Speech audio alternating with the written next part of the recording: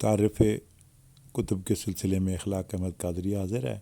آپ دوستوں سے درخواست ہے کہ میرے چینل کو سبسکرائب فرمائیں اور بیل آئیکن کو دبا دیں۔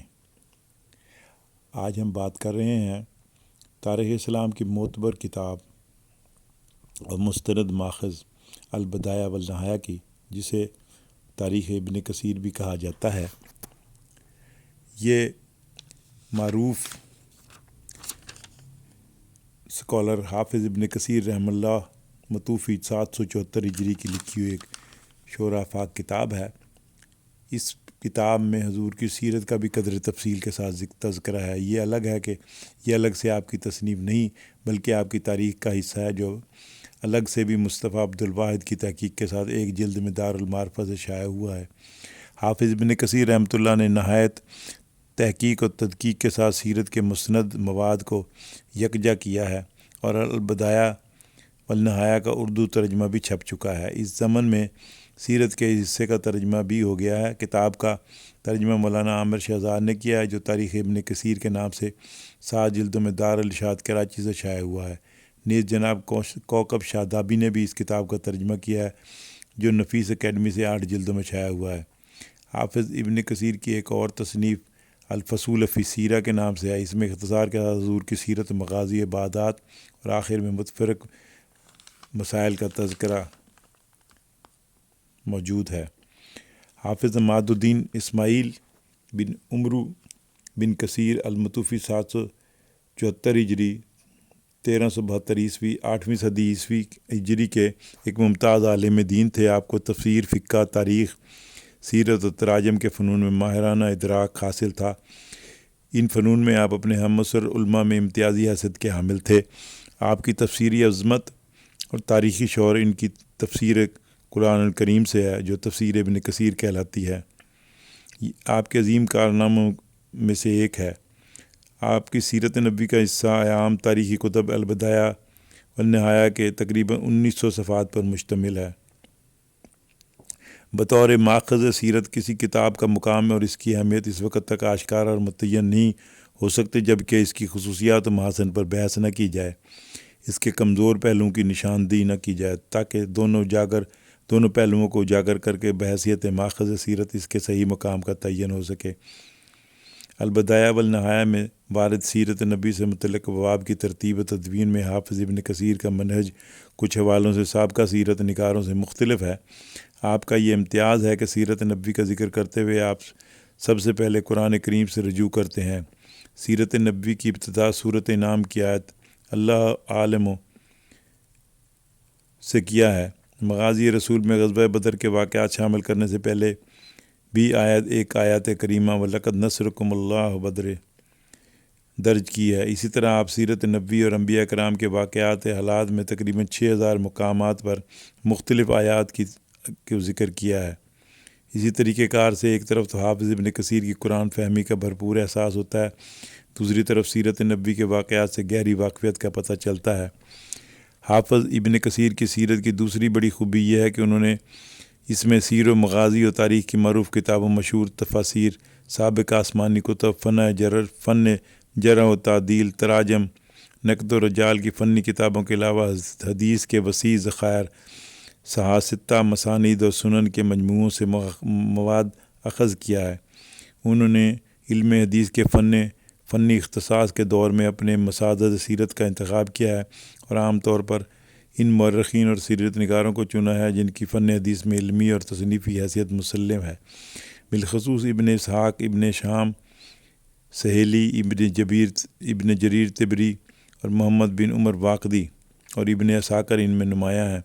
شمائل کے حصے کا خاکہ آپ نے امام ترمذی سے حاصل کیا ہے، اور دلائل نبوت کا حصہ امام بہقی اور امام ابو نعیم الاصفہانی کا اتباع کیا ہے۔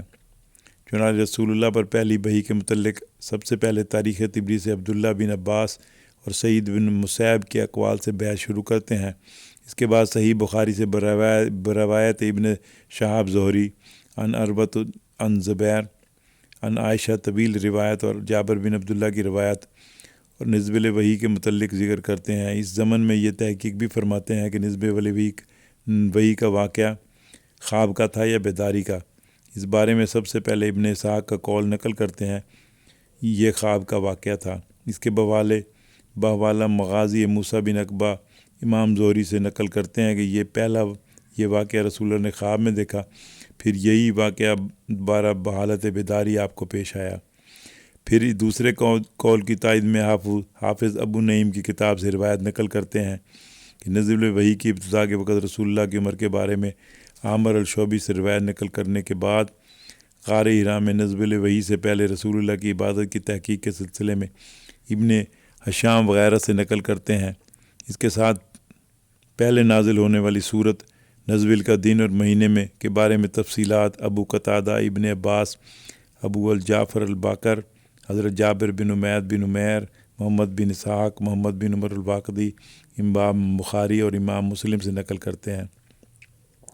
ورقہ بن نوفل کے ایمان کے بارے میں امام احمد، حافظ ابو بکر بزار اور ابن اسحاق وغیرہ سے روایت نقل کرنے کے بعد ایک عجیب و غریب روایت جو کہ حافظ ابو بکر بہقی نے نقل کیا ذکر کرتے ہیں کہ رسول اللہ پر پہلی نازل ہونے والی وہی سورۃ فاتحہ تھی۔ حافظ ابن کثیر کی سیرت نبی کی تیسری خوبی یہ ہے کہ آپ نے تاریخ اور علم حدیث میں عجیب امتزاج کے حامل ایک جدید اسلوب کی بنیاد ڈالی اور محدثین مورخین کے دو مختلف فنون کو یکجا پیش کیا۔ نمونے کے طور پر ذیل میں دو مقامات کی طرف توجہ دلانا مناسب رہے گا کہ تاریخی واقعات کو پیش کرنے میں حافظ ابن کثیر کا انداز معلوم ہو جائے۔ آپ نے واقعہ معراج کے زمانے کے بارے میں ابن اسحاق اور حافظ بہقی سے اختلافی روایات نقل کی ہیں۔ اس کے بعد ابن اسحاق کی طویل روایت جو سیرت ابن ہشام میں بقائی کے واسطے سے منقول ہے ذکر کی ہے۔ پھر ابن اسحاق کی وہ روایت جس کو امام بہقی نے یونس بن بکیر سے روایت کی ہے نقل کرنے کے بعد رویت بار تعالیٰ کے بارے میں دونوں گروہوں کے علماء یعنی عبداللہ بن عباس اور دیگر صحابہ و تابعین حضرات اور حضرت عائشہ، حضرت عبداللہ بن مسعود اور ان کے پیروکاروں کا نقطہ نظر پیش کیا ہے۔ اس کے بعد یہ اختلاف کیا ہے کہ یہ واقعہ خواب کا ہے یا بیداری کا بیان کرتے ہیں۔ اس کے بعد امام بخاری کی وہ مفصل روایت جو معراج کے بارے میں ہے ذکر کی ہے۔ اس ضمن میں دوسرا واقعہ بیعت عقبہ ثانیہ کا ہے۔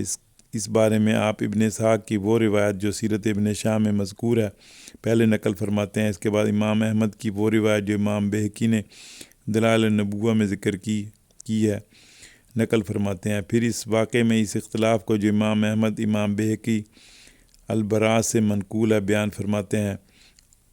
آپ عروہ بن زبیر اور موسیٰ بن عقبہ سے ان حضرات کی تعداد نقل کرتے ہیں جو بیعت عقبہ ثانیہ میں مسلمان ہوئے تھے۔ اس کے بعد ابن اسحاق کی روایت کی طرف پھر رجوع کرتے ہیں اور ان تفاصیل کی طرف لوٹتے ہیں جو ابن اسحاق نے ذکر کی ہے۔ عقبہ ثانیہ میں شریک بعض افراد کے اسماء گرامی میں اختلاف ابن ہشام سے نقل کرتے ہیں اور اس کے بارے میں کعب بن مالک کے بعض اشعار کو بطور استشہاد پیش کرتے ہیں۔ شرائط بیعت کے بارے میں حافظ بہقی کی روایت کا ذکر کرنے کے بعد ابن اسحاق کی روایت جو شاذان کے اعلان اور حضرت سعد کی گرفتاری کے بارے میں نقل کرتے ہیں۔ ان مذکورہ بالا مثالوں سے اندازہ ہوتا ہے کہ حافظ ابن کثیر کی سیرت کے بنیادی ماخذ کتب حدیث، سیر و مغازی اور کتب تاریخ ہیں۔ ابن کثیر کی سیرت نبوی کی چوتھی بڑی خوبی یہ ہے کہ صحیح احادیث کی روشنی میں واقعات سیرت کو بیان کرتے ہوئے ان کے ساتھ سند حدیث اور متن کی تحقیق کرتے ہیں۔ آپ نے سند و متن کی تحقیق و تنقیح کے سلسلے میں جرح و تعدیل کے ماہر علماء کے اقوال بکثرت نقل کی ہے۔ ان کی تاریخ نے ابتدائی حصے سے سیرت نبوی کی انتہا تک حدیث کا گہرا رنگ نظر آتا ہے۔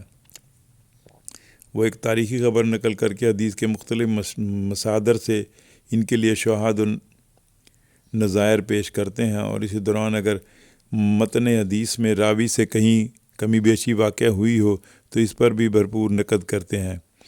اسی طرح اگر سند حدیث میں کہیں مجرور راوی آیا ہو تو علم جرح و تعدیل کی روشنی میں اس کا بھرپور جائزہ لیتے ہیں۔